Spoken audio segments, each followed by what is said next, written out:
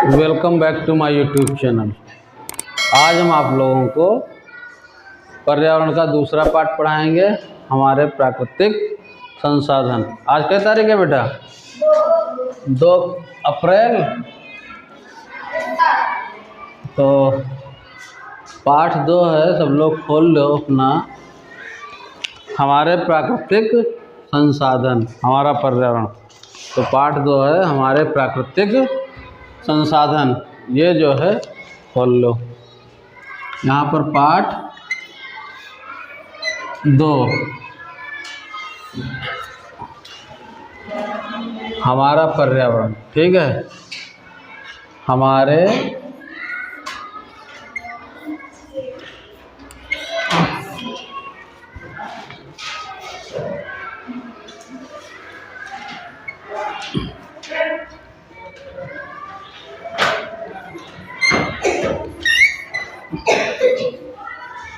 खोल लिया बेटा?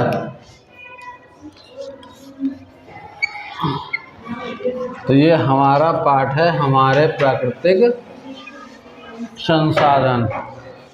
तो इसका मतलब ये है कि पहली लाइन में लिखा है, हम अपने आसपास हर वस्तु जिसका प्रयोग करते हैं, जो अड़ोस पड़ोस में कोई भी वस्तु है स्थित, जिन चीज़ों का प्रयोग करते हैं वो हमारे लिए क्या है? संसाधन है। तो चाहे वो नहाना, कपड़ा धुलना, सिंचाई इत्यादि कार्य, ठीक है। तो प्राकृतिक संसाधन के बारे में समझो बेटा। तो प्राकृतिक संसाधन जो भी पृथ्वी पर पाया जाए, जैसे हमारी पृथ्वी पर जल पाया जाता है। क्या पाया जाता है? जल, मिट्टी और हवा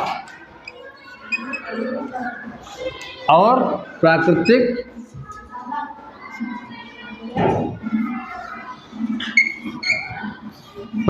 संसाधन। क्यों बेटा?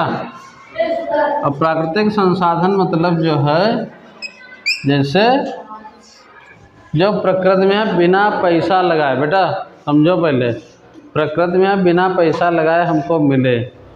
जैसे हवा मिल रही, कोई पैसा लग रहा है? नहीं लग रहा है। मिट्टी पर पेड़ उगा कर अपनी अच्छी फसल पैदा कर रहे हो। कहीं कहीं पेड़ हो गया है, फल दे रहे हैं, सड़क के किनारे फल खा रहे हैं। तो ये सब क्या है? प्राकृतिक संसाधन। जल, मिट्टी, हवा और प्राकृतिक संसाधन मतलब पेड़ पौधे। कहाँ है? पेड़ पौधे। हाँ, मिट्टी अगर ना होती तो पेड़ कहाँ होगा? कम बोलो, कोई बात नहीं, समझो पहले अब क्या बोला जा रहा।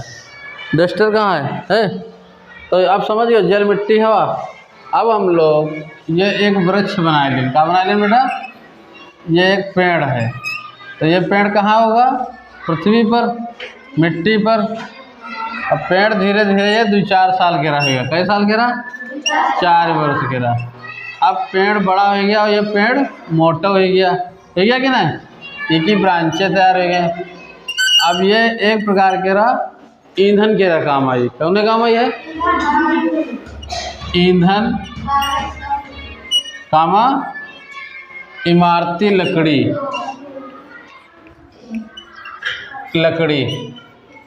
इसका प्रयोग कहाँ में किया जाता है बेटा? कुर्सी, मेज, बेड आदि बनाने में, है कि नहीं?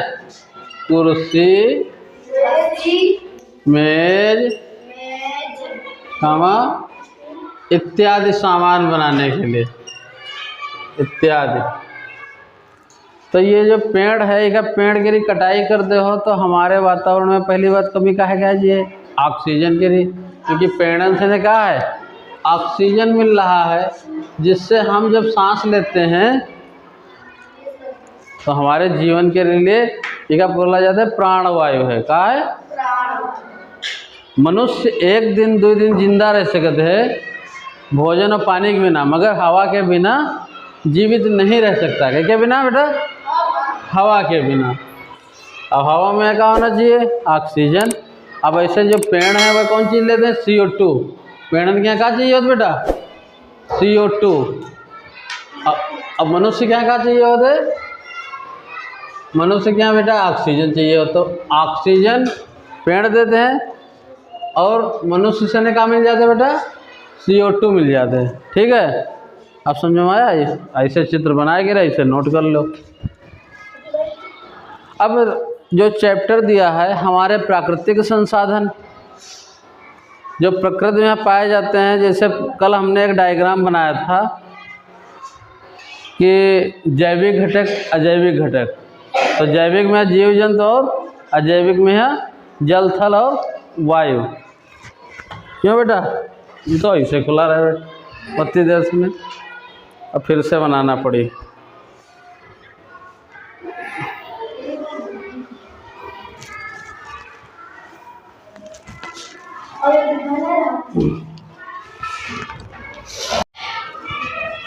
तो बेटा जो चीज़ हमने बताया अभी, ये तो समझ में आ गया, ऑक्सीजन और CO2। ठीक है, अब इसके बाद हम लोग देखेंगे नवीकरणीय ऊर्जा, अनवीकरणीय ऊर्जा। प्राकृतिक संसाधन का मतलब जो हमारे, अब कपड़े गीले हो गए तो ऊर्जा से हमारे कपड़े सूख गए, तो वह एक प्राकृतिक संसाधन है कि नहीं? तो अब हम लोग डायग्राम इनका बनाना चालू करो बेटा। प्राकृतिक संसाधन, कल वाले पाठ में हमने आपको बताया था,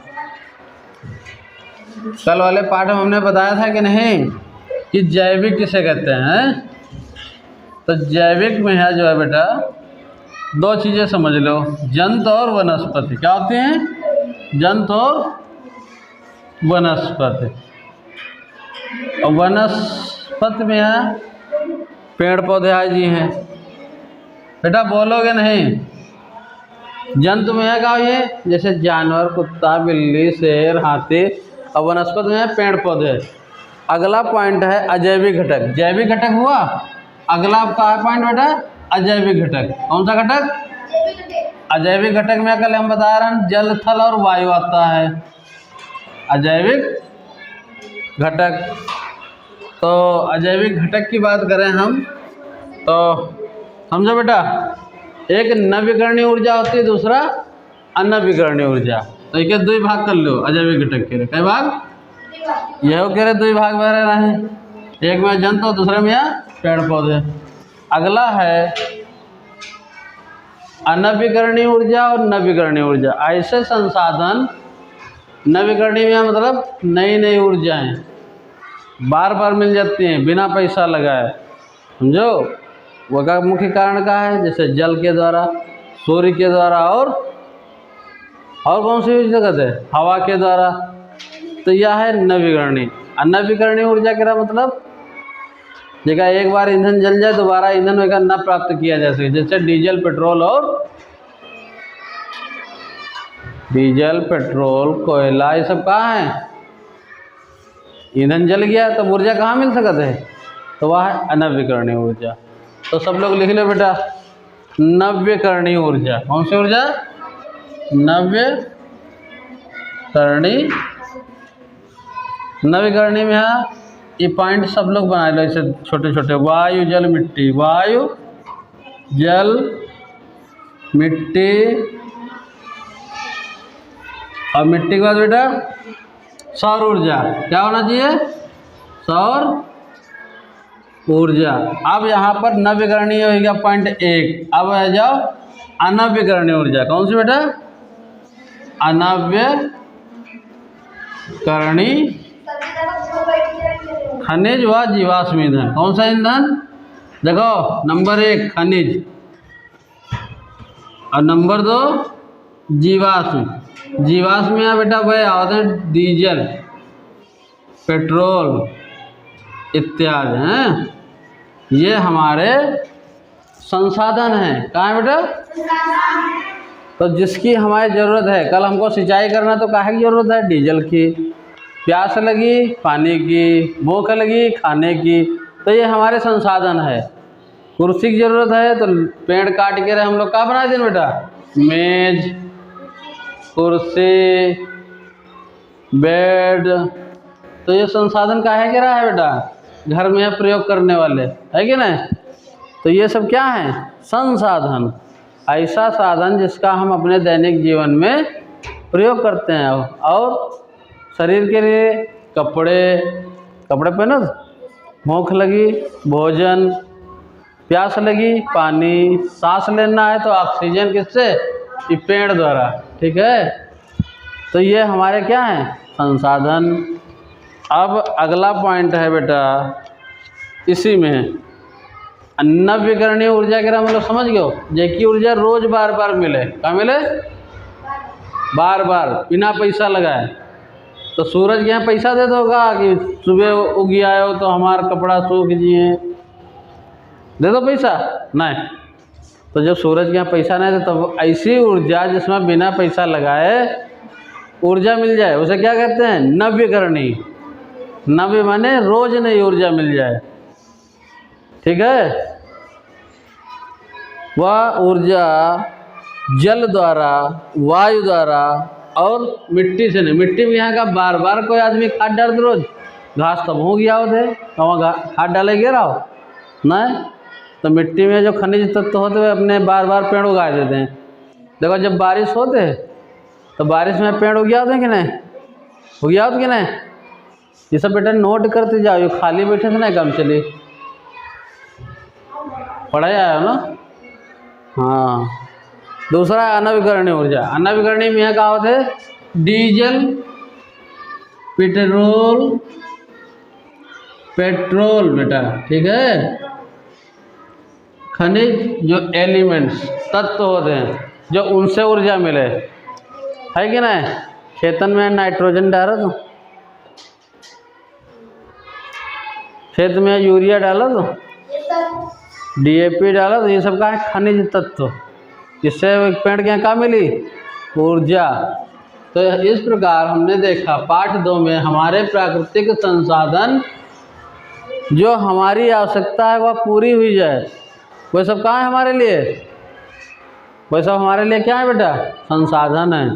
तो इस प्रकार से ने जो हमारा पाठ 2 समाप्त हो गया है। तो अब अगर यहाँ पर कोई क्वेश्चन पूछा जाए कि नवीकरणीय ऊर्जा का, तो बोल दियो सीधे, सूर्य के प्रकाश से मिलने वाली ऊर्जा, जल से बिजली बनती। जब एक घिरनी होते तो पानी गिरा करते हैं बड़े बड़े बांधन से ने ई पर, और बिजली गिरा निर्माण हुआ करते या घिरनी घूमा करते। ठीक। अब हवा में क्या होते, हवा में पवन चक्कियाँ लगी हैं दक्षिण भारत में। यहाँ क्या लगी है बेटा, पिक्चर में देखे हो कि नहीं, या पवन चक्की, और या घूमा करते हैं, ठीक है, बोलते हैं पवन चक्की। इससे भी बिजली तैयार होते। ठीक है, इससे भी बहुत सारे काम लिए जाते हैं। तो हम लोगों के जो आज ये पाठ पढ़ाया गया है, हमारे प्राकृतिक संसाधन, ये पूरा समझ में आएगा कि नहीं, बस इतने है पूरा। इससे पहले पढ़े रहो, अभी का सविस्तार समझाया गया। कुछ समझ में आया बेटा, जेकर ना समझ में बताओ, हमें समझ में आया। संसाधन किसे कहते हैं, संसाधन वही जो हमारी ज़रूरत के लिए पूरा करे। जाने के लिए साइकिल, प्रकाश के लिए बल्ब, खाने के लिए भोजन, ये सब कहाँ है, संसाधन है। कहाँ है, संसाधन है। क्या है बोलो बेटा, तो हमारे, और ये संसाधन मिलते कहाँ, प्रकृति से नहीं मिलते। कहाँ से मिलते हैं भाई, पेड़ कटा तो कुर्सी मेज सब बन गया, यही सब संसाधन है। भूख लगी भोजन मिला पेड़ से ने, पानी मिला मिट्टी के अंदर से ने, पृथ्वी के नीचे से निकाल लियो। तो यहाँ कोई पैसा लगाओ तो का, कोई पानी नीचे खोद के निकाल रहे हो, वहाँ कोई टैक्स दे रहे हो नहीं, खोदो नल लगा दो अपना पानी चालू।